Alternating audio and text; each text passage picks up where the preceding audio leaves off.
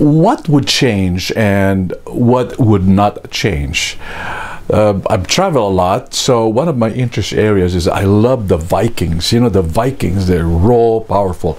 So I took a trip about last year to Norway and to Denmark and Copenhagen and nearby cities, just understanding closer about the Vikings. We went to the museum to talk to some people, and they trace the history of the Vikings from the times of the Bronze Age to the Iron Age into their conquest in America, their conquest all over Asia. A lot of things change, but what I noticed, and you probably have noticed, that the tools over the years, over the generation of people, change a lot.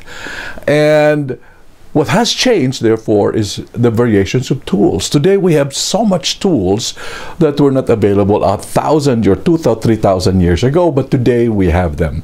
We have so much tools that we think that essentially people are changing themselves, but science have always confirmed with us that although fundamentally there are changes in human nature, fundamentally we're still the same, but the tools allow us to see some parts of us, see some aspects in our life, see some capabilities and some limitations that sometimes are not transparent or obvious without the tools. To give you an example, when the learner is learning a lesson and the only thing we tell them is to go check a box so that you can see completion.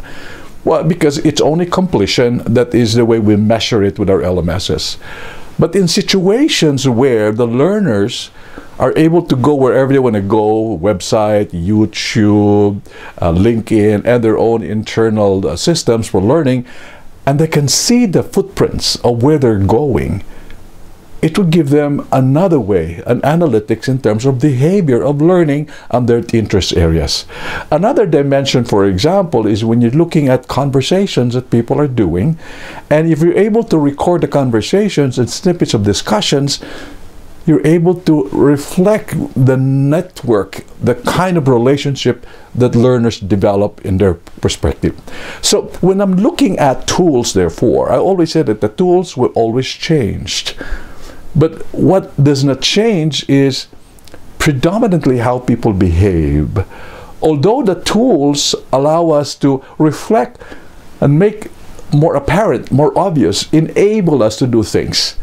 So pondering on this, I'd like to invite you to just reflect in terms of what are some of the new behaviors that you're seeing in your learners that you're able to see because there are new tools, and now recognizing that it might be an opportunity for you to help them learn or to adjust our approach in design, delivery, and learning in order to let them perform better.